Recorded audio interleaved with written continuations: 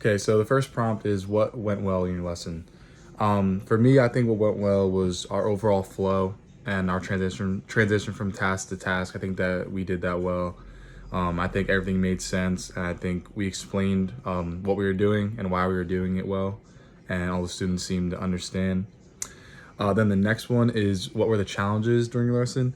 The challenges for me were figuring out the groups and how many people were going to be in our class, because we had some people coming in and out on that particular day. So I feel like that was a bit of a challenge in the moment. The next one is how did what you've learned over the course of the semester impact your teaching? I'm trying to think.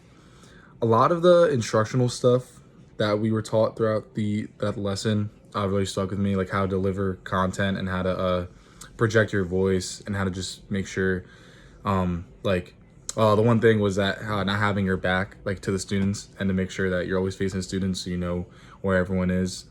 Like a big safety thing. I think that was very important when I was teaching. What feedback did you receive from your professor? You told us about like the grouping, how we can group better.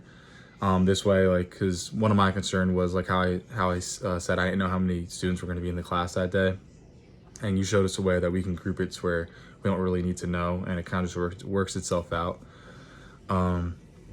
What feedback did I receive from my peers? It was mostly positive feedback when I was looking through the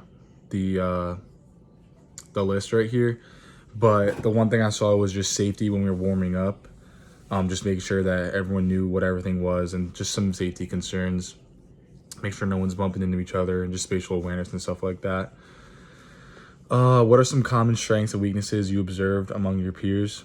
Some common strengths I feel like were everyone explained what they were doing and why they were doing it well, and it made sense. Like no one, for the most part, no one was really left wondering what we're doing, or no one really had like that many questions.